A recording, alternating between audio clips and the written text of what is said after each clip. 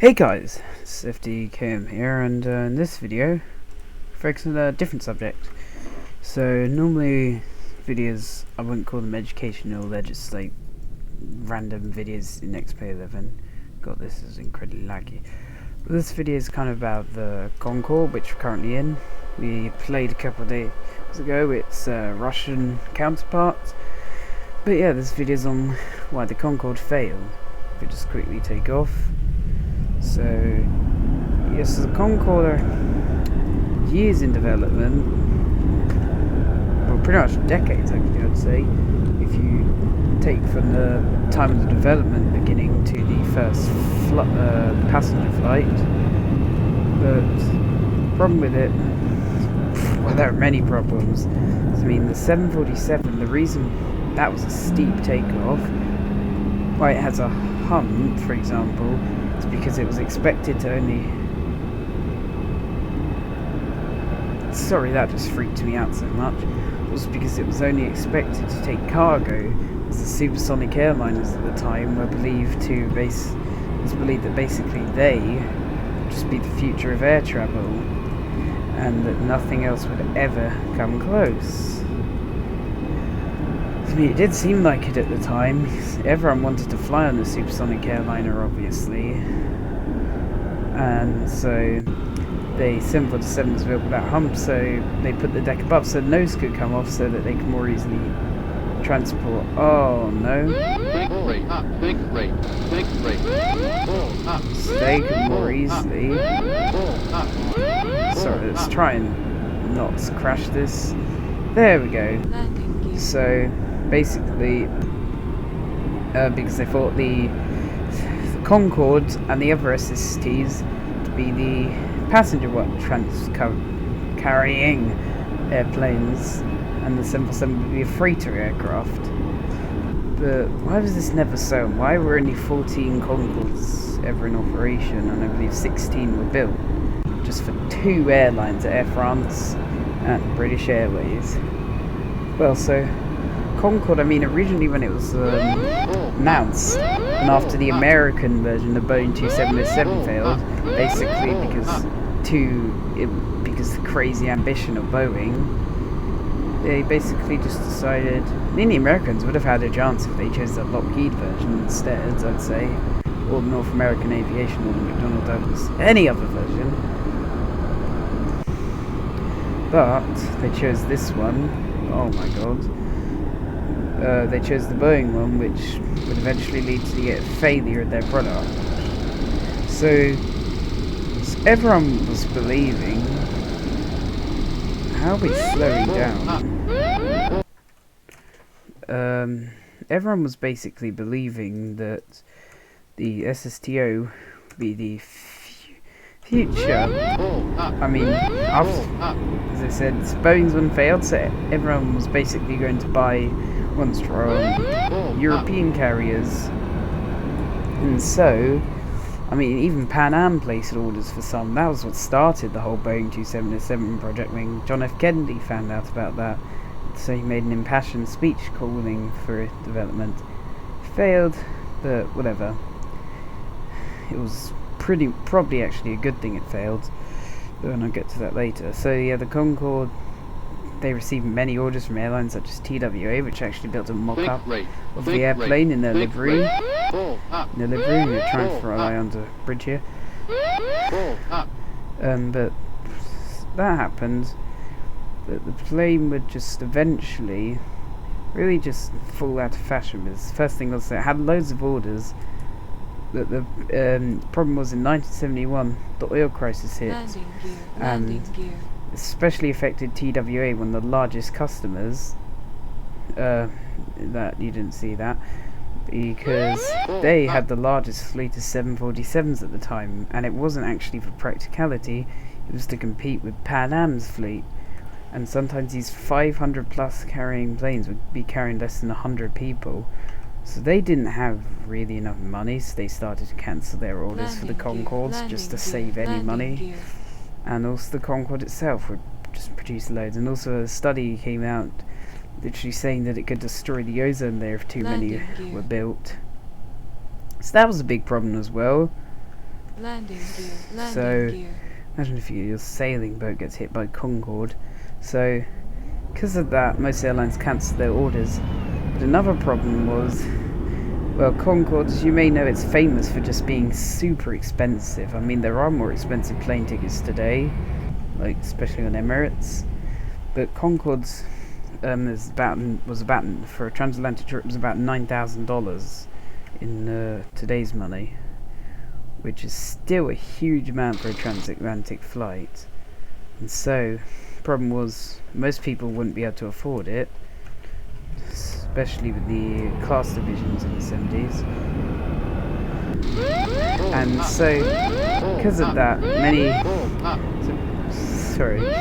because of that, the airlines weren't really thinking that they'd ever be able to fill the planes, so they just gave up on that as well. Another problem was the Concorde.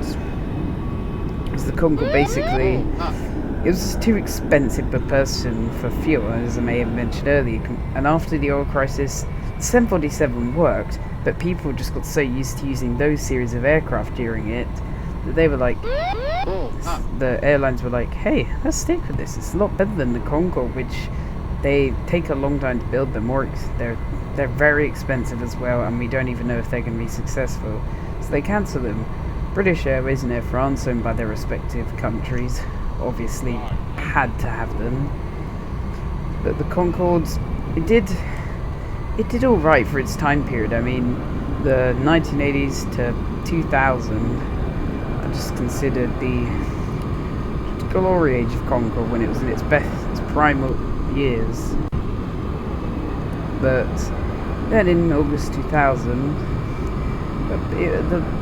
that all ended with just a single takeoff. So Air France flight 4590 took off was going to take from Paris-Charles de Gaulle Airport and fly to JFK Airport in New York City like any other normal flight.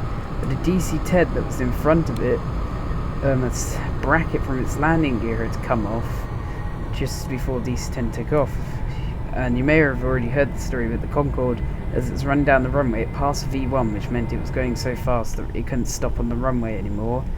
And then all of a sudden, it hits this and it burst the tyre, and also shrapnel broke electronics around the tyre, and those electronics, snapped electronics, sparking when they're touching each other in the heavy wind of the plane travelling super fast. They created a spark, which lit jet fuel, which is leaking out of the punctured tanks by the tyre fragments, and it set engines number 1 and 2 on fire, and the captain had to keep going with the takeoff because, well, literally he couldn't stop. He'd run over. Even though my opinion is, sure, the plane would have suffered severe damage, but I think if he tried that, he maybe, even if he overran the runway, I think he maybe would have had a slight chance of saving passengers. But unfortunately, they weren't able to realise that, and also that's just my theory. It is in fact landing gear deploying very slowly, and so yeah, basically plane took off. Oh, come on. Come on. I'm gonna run out of runway.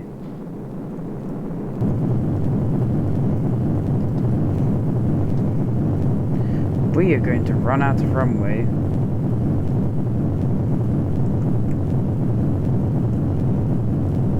So yeah, and the plane kept flying for some time. Oh my god.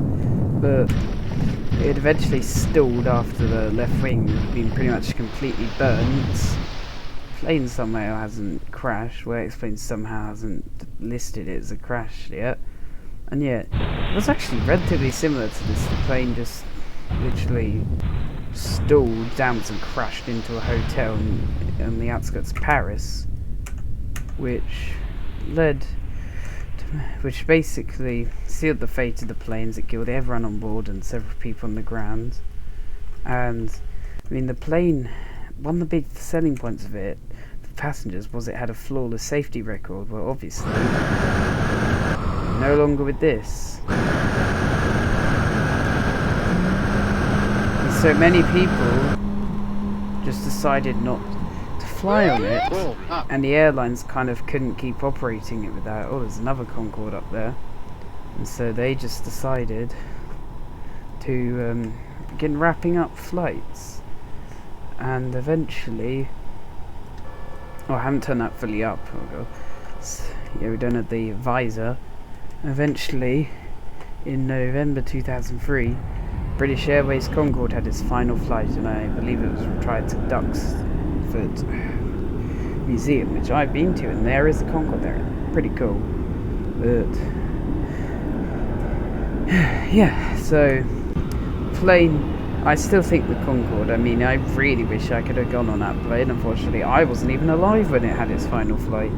But the plane was just so cool. The only real drawing back was the fact that it was very cramped, small airplane, and also its windows were tiny. But apart from that, the plane was very quiet and smooth. You had to be a pretty skilled pilot to fly on the Concorde. It wasn't your average Ryanair crew. So, yep, that crew, that basically, I mean, if I had the money, I'd say in the 1990s and 80s, I would take a ticket on Concorde, because it would just definitely be worth it.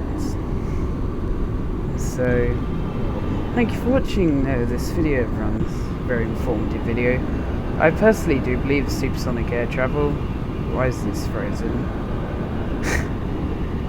It's going to come back in the future, because I mean there are companies like Boom Aviation. I've crashed the game. Control delete. The game's literally frozen. Xplayer is not responding. I guess that's of course time for me to end the video run. Thank you so much for watching this video, and I'll see you in the next one. Goodbye.